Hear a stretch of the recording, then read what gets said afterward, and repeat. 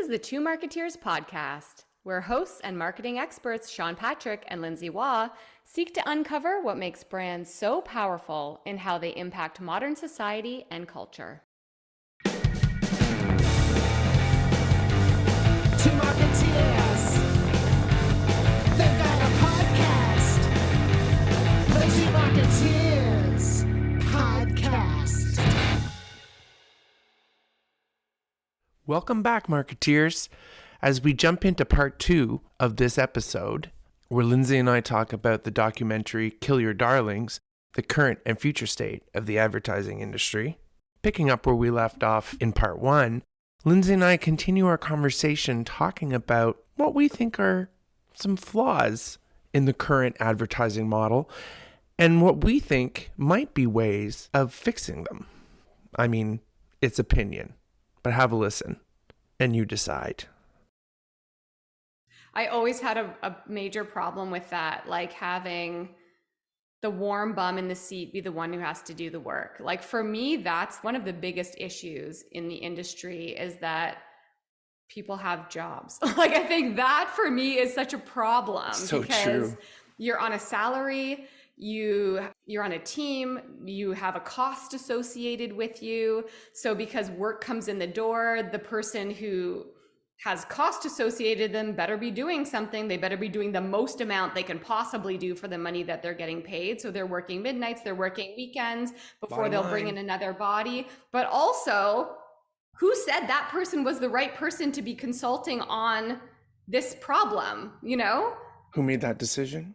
Yeah, and it's because it's a business decision. You're totally right. And so we're trying to be like very intentional about 2024 and what goes on. And one of my biggest priorities is diversity of thinking, diversity of problem solving, like getting the right person. If it's not me, getting the right person to think about the problem. Like, how do we do that in the best way? I think for me, that's one of the biggest issues in the industry. Hot bum in the seat. Yeah. Yes. You know? Well, yeah, I think another big problem with my big thing is in my head, I need to rethink how I want to make money doing what I do. Do tell. Well, no, it's just, it's been a challenge of mine ever since. Where are we going? No, it's been a challenge of mine ever since I went on my own and became Wise Guy. And, you know, we've got Patrick Paradisi, but it's like, yeah, but those models are the same. And if you do it right, you can exploit them to your advantage. I mean, I'm being bold here, but if you're paying for a warm bum in a seat and that person, that warm bum doesn't have the work because the business can't get it to them, that doesn't mean I don't get paid. So what happens is when you become very valued for your time, not for the time you work, but for the time you're booked, therefore have to refuse work from others. That was a big shift in the industry where it's like, well, you didn't do anything. Why should I pay you? It's like, because by asking for me to commit, you have stopped my revenue to commit to others. It's the opportunity cost. Yeah. And that's really evolved. And, you know, sometimes you'll make money that way. How fulfilling is that? It's that right balance of, okay, that's okay too. You got to run the business. It needs to make money. Mm-hmm. I'm trying to really figure out, cause you know, what's your hourly rate? I still do that. I try and price projects based on the value I see in them. I'll give them hours of what they'll be like, well, how many hours is that? And I'm like, oh, do the math. Like, you have my rate. All I'm saying is if you need this done, you need me for a week and you need me focusing on nothing else. That's the kind of work I really like to do. Yeah. So it's like, but I'm still playing the agency game, even though like we all become agents, right? Like just like Cindy Gallup, we're our own agents. We negotiate. And Lindsay, you've said it really well. I've discovered I'm a very good negotiator. But even so, am I fulfilled after that? Was I hired to do not only what I was hired to do, was I hired to do something I wanted to do? Right. I think that, so one of the issues which I'm hyper aware of, and I don't know that I'm doing a good job at this, is that they said people are stepping out of the system to start their own shops, but they're starting their own shops in the same way. They're playing in the same system. So a lot of like people have really great intention as to be like, I'm going to do this differently. I'm going to go start my own shop. I'm going to go do this and it's going to be different. And it ends up being the same. Like it ends up being similar because there's certain structures and paradigms and like how the industry works that we need to be able to play within, especially when you're trying to stand up something new, right? Like you need to make money, you need to get clients, all of the money and the clients play within the current system. And so at some point, it's got to be a balance of like, how do I play in the current way that we do things, but also how do I do it differently, and how do I do it differently, but also successfully so I can keep doing it differently. I think that's the real issue as people recognize the problem, try to step out of it, still need to play within it, but then change it at the same time. Yeah, I think that's great because it gives us all a level of accountability of how are we going to change the perception we create. Yeah. And the guy, I think his name was Nils Leonard, he's the one who talks about like, they were on an NDA, so he clearly left a really big agency. He left with a couple other non-compete. Yeah, there was the non-compete for a year, and he was really frustrated by it. And he goes, it's the best thing that could have happened because I had to get out of the day-to-day industry and come back looking at it objectively to build what I wanted to build. Yeah. You know, he said something that I really love. It was a lot of creatives are leaving agencies, and I'm a fan of that. It's not the death of the industry, it's the death of that agency. And maybe that agency should fucking die.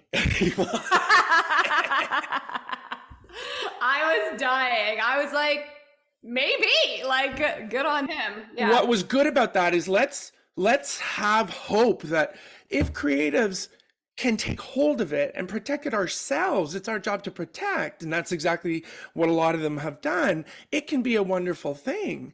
Yeah. And you know, last week when we talked to Alina, you said it perfectly. It's 2024 is the year of the indie. Mm-hmm.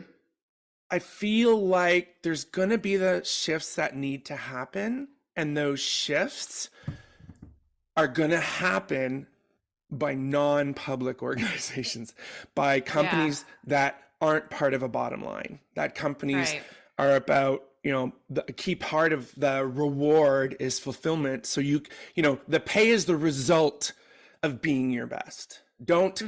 You better be your best or else. Imagine if there's no or else. You don't need to tell a great creative, putting pressure on them to make sure they don't screw it up. If that's what you have to do, there's a problem.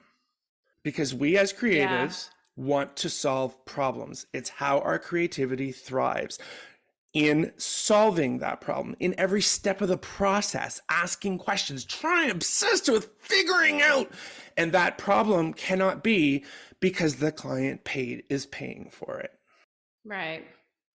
I think you're right. I think there is a lot of optimism though. Like I do think that some of these shifts are taking place and the changes that need to be made are still progressing forward.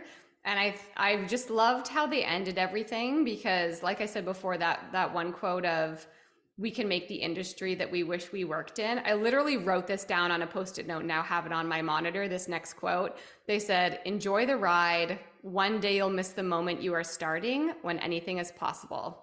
It's a fight for freedom and creativity. Let's go. Boom, boom, rally cry. Yeah. And I was like, yeah, anything's possible, like honestly. And as people start to rethink it and decide to step out of the traditional model of it and even just work on thinking how it could be different, I think there is a lot of optimism in that and people are going to make some really big changes.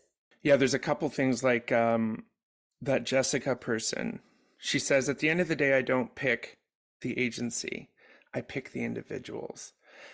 And that's so salient, that's so important because the agency often will win work without even having the people in place who will work on it. Mm-hmm. We worked at a big company / agency that pitch was its own department, and the people who won the work, they would work with people, but the people who won the work would never be on the project because they were good at pitching. So it's like it's crazy. But she says, when I look back, the best work has happened when I've engaged directly with the creatives. And Mm-hmm. this was my point. There's a lot of extra bodies Mm-hmm. in the older model. And I think it's because there was always that perception of the ivory tower of creatives, and you can't waste their time in discussions, and that's kind of a big reason why I did what I did, because I work directly with my clients and they Right. appreciate it. And it's so much more efficient than have a meeting and then the people who are in that meeting have another meeting to talk to the people who aren't in that meeting. Like, it's just this, like, there's just a lot of bodies, and I wish everyone well. But oof, I don't know where I'm going with this, because that's the existential crisis, I think, is that I should run my own company, but I don't even think I want to.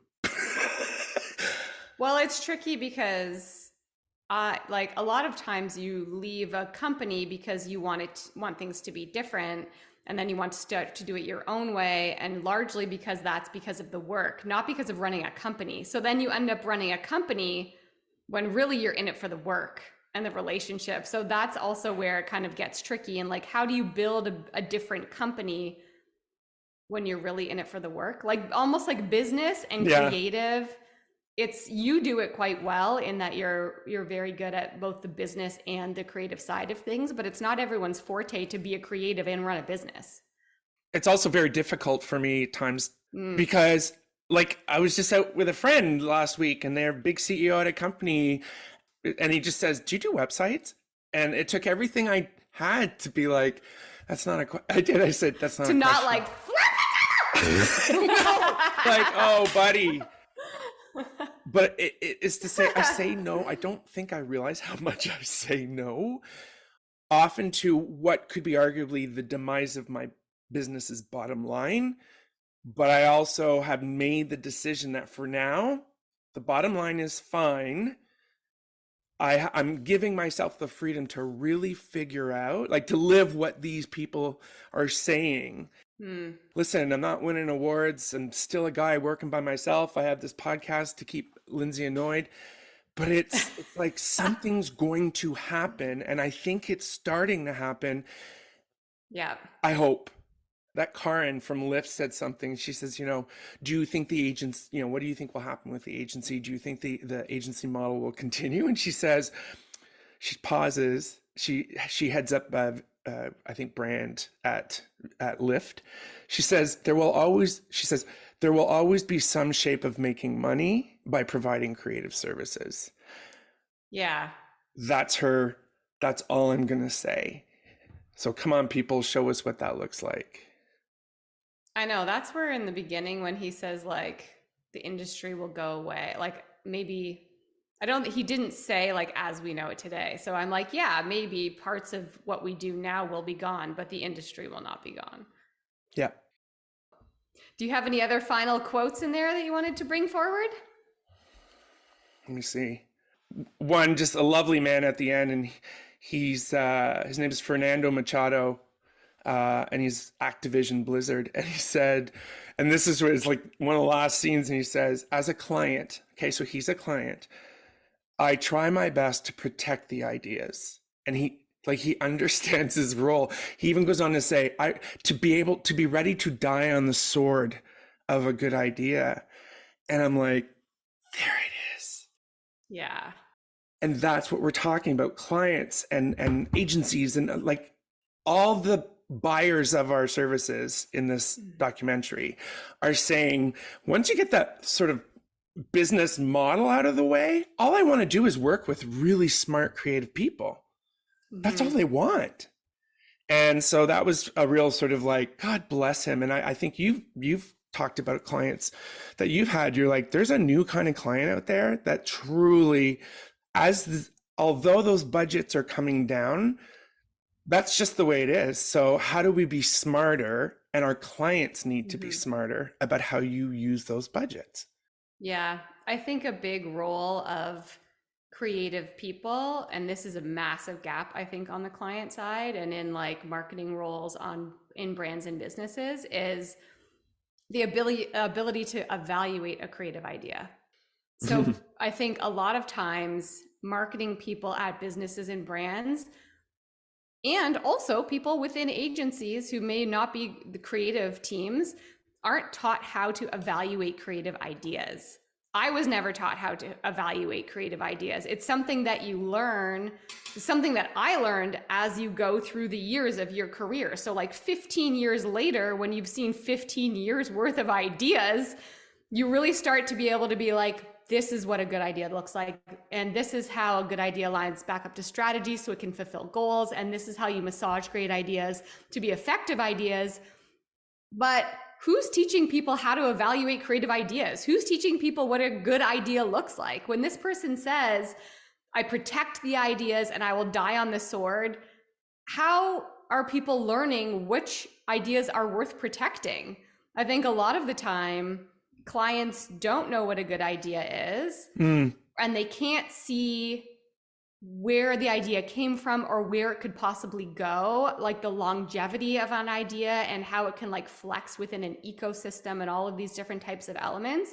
I've worked with a couple of like CMO people who are amazing at identifying great ideas and could do just that, protect that idea and champion it as it flows through the business. Because the second you get sales involved or CEO involved or reporting or finance involved, then the ideas start to change, right? So you need someone who will protect that idea. But I would say 90% of the time, folks responsible for evaluating ideas just don't know how. Yeah. There's a lot of people, as much as we say, creativity is everyone's job, there's a lot of people in business who don't want that job. Mm-hmm. As you said, how do these people, how do they learn? Well, there's a wall there. And it's just that whole spirit of collaboration is you are collaborating with your client. Mm-hmm. And I think in that collaboration is where the learning actually comes from. So when a creative is closely collaborating with a client, at the same time, the creative is teaching the client how to evaluate the ideas and what are good ideas.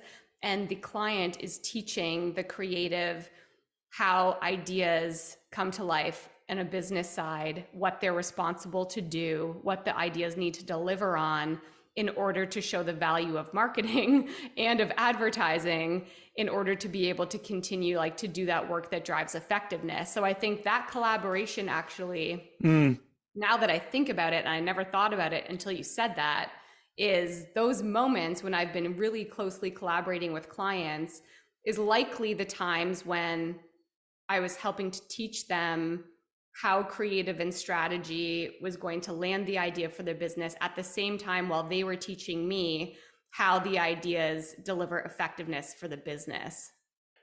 Yeah. And when you say that, I remember that. I remember that happening. It didn't matter who was talking about the business side or the creative side. It was all about trying to understand, figure out what the problem was. And, we made it our jobs on top of all the other things to do to just sit and collaborate and figure it out. Mm-hmm. And nothing has ever been as rewarding for me personally. I mean, you're a nice person and everything, but it's that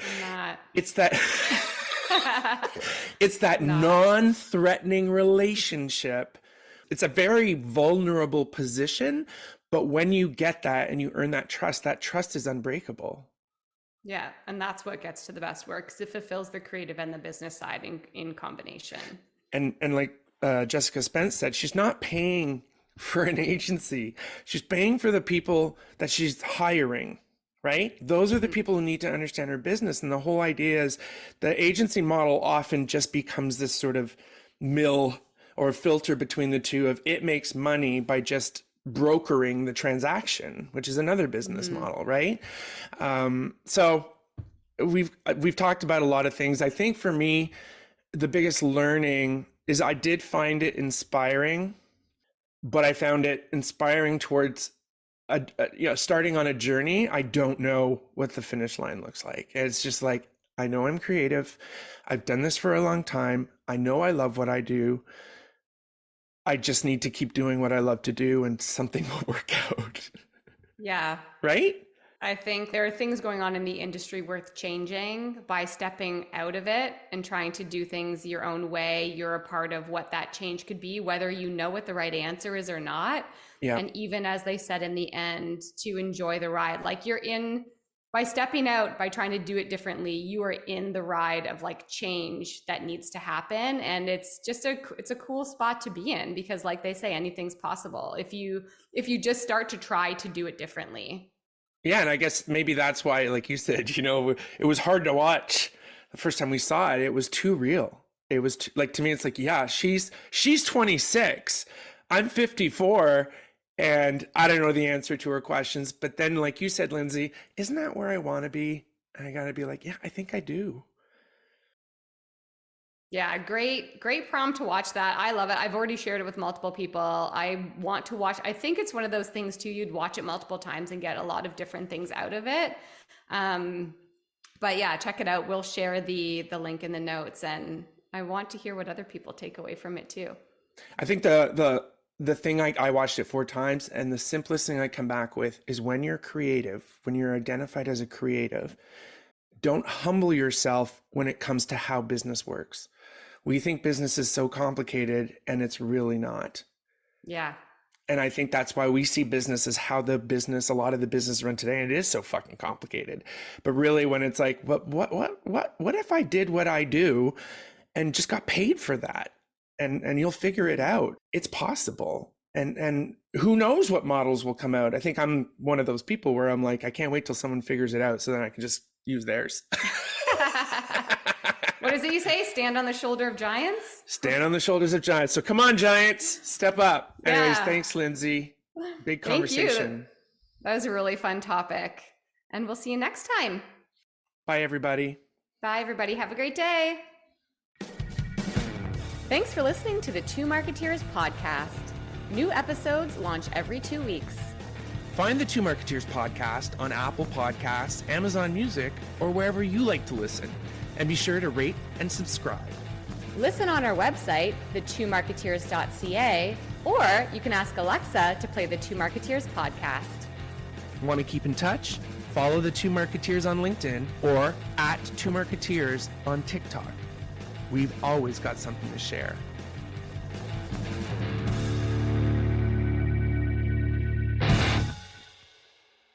This podcast is over.